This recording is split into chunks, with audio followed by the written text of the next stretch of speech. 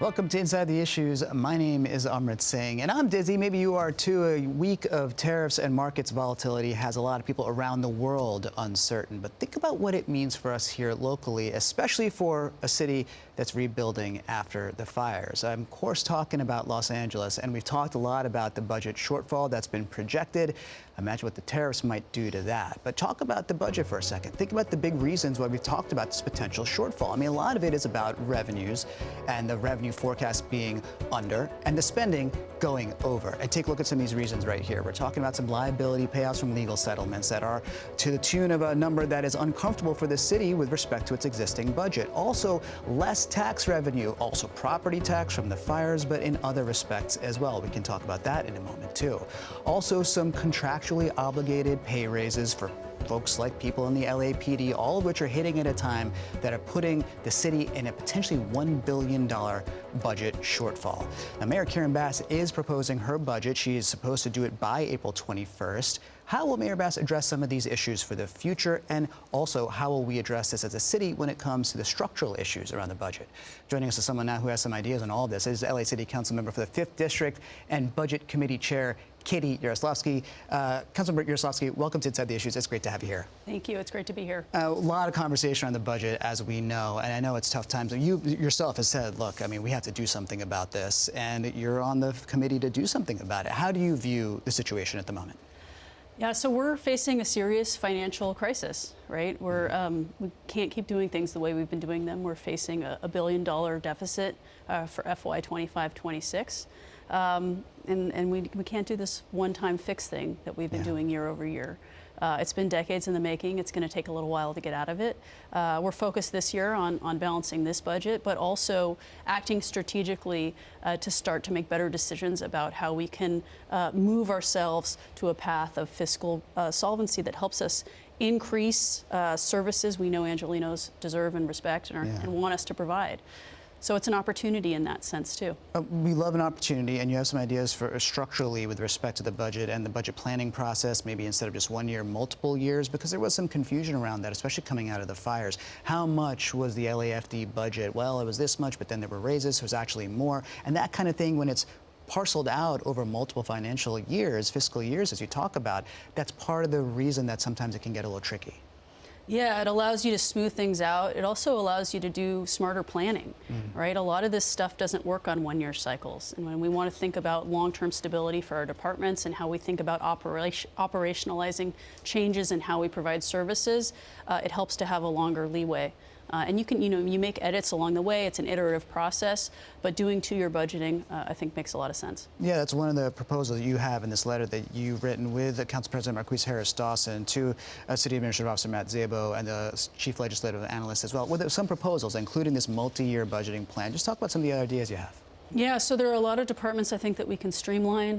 One of the things I'm most excited about is thinking about what the core services are that Angelenos expect us to be providing, and then flip the budget. So think about what your org chart of a department would look like so that you provide and optimize those services, rather than just saying, we have this number of people who we're going to keep paying the same amount, and then they're going to do their best to provide the services. So really focus on data and outcomes, and then figure out your work plans based on what you want your outcomes to be. And that's a totally different way from how we do it now. Really like that. I mean, another thing that you have here is protecting and rebuilding the reserve fund. We understand the reserve fund is sort of a bailout mechanism to dip into when we get into some of this economic necessity that we have in times like this. But when it falls below a certain percentage, I believe it's 2.75%. It's a number that's out there, but when it gets below there, it creates an economic urgent situation. There's a name for it there in the City Council, but then you need a 2/3 vote to approve economic measures, right? The reserve fund very important. How would you shore that up structurally? Well, so we need to be putting more money into it, and the goal over time is to get up more towards 10% than 5%, so that we can really weather the vicissitudes of an uncertain economy, right? There's a lot of uncertainty coming out of DC right now. A lot of our revenues come from very sensitive sources that change greatly based on slight changes in the economy, right? Some of it's property taxes, which is pretty stable, but there's business tax, there's TOT tax, which is hotels, so it has a lot to do with tourism.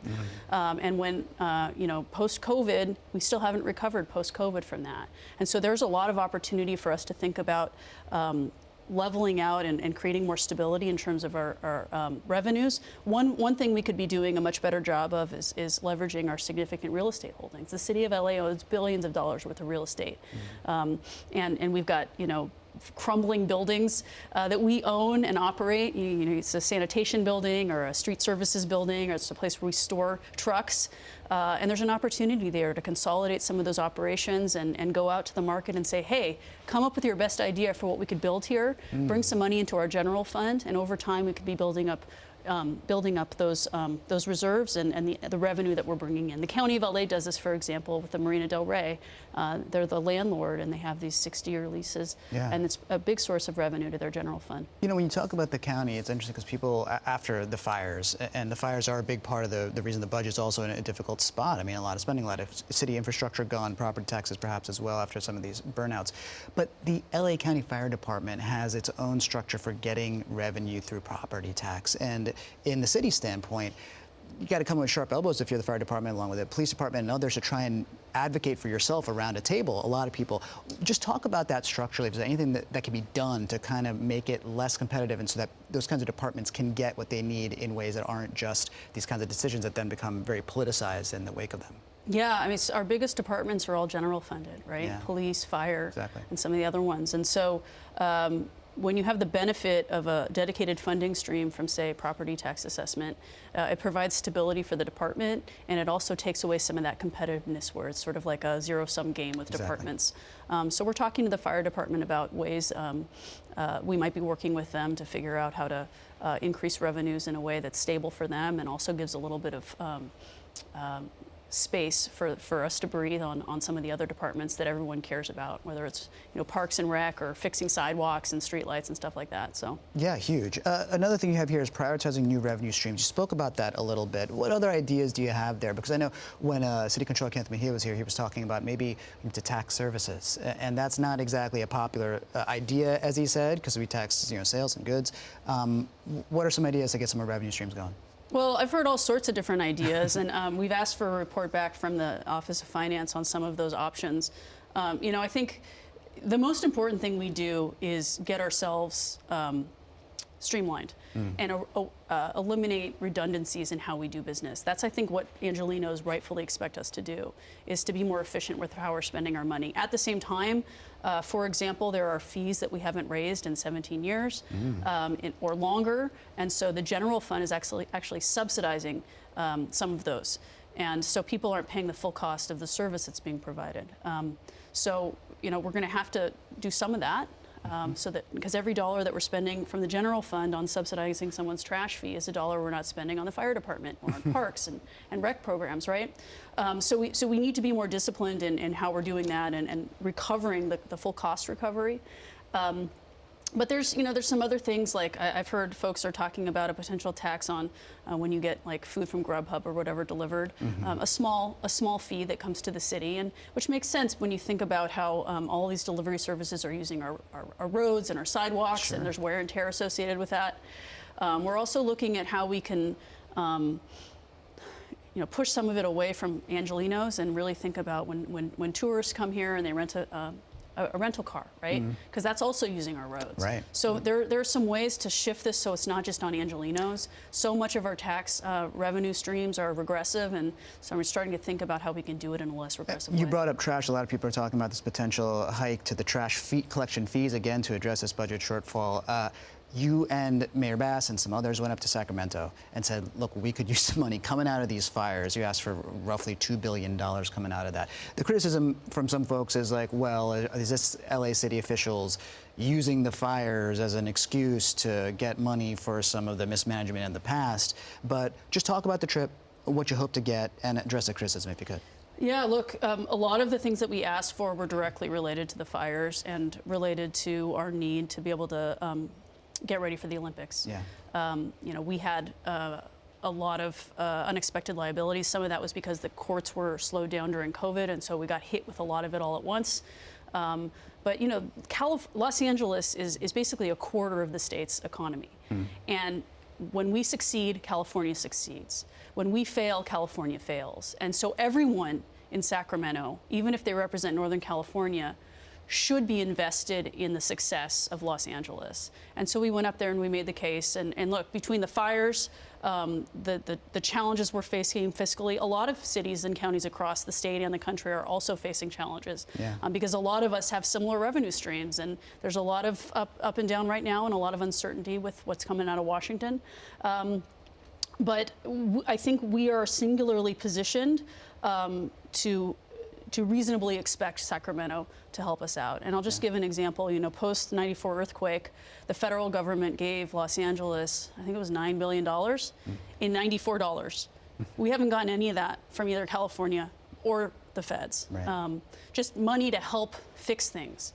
So this is an unprecedented event. We lost entire communities, and it's not unreasonable to ask for some additional help while we also prepare ourselves to host the world in 28. Yeah, I mean, it certainly seems that way to us here in Southern California. When I've spoken to some of the members from the Bay Area, like Buffy Wicks, who's the chair of the Appropriations Committee, she said, we hear LA, we had good meetings with them, but there are a lot of cities who also need stuff, and I'll just leave it there. And it was like, okay, it's going to be a challenge, but what you say makes a lot of sense. We're running out of time, but I got to say, in full disclosure, this is my council member of where I live in Los Angeles, so thank you for being that. And I drive by what's going to be the Purple Line extension right there. It's a metro stop. It's going to be at Wilshire and La Brea. The construction is still happening. Very exciting. We know it means a lot of rejuvenation for the area, which is already a very cool area. But you have some cool ideas for like what we can do with these metro stops, right? Yeah, so one of the things that I love most about my job is that I also serve on the Metro Board as an appointee of Mayor Bass.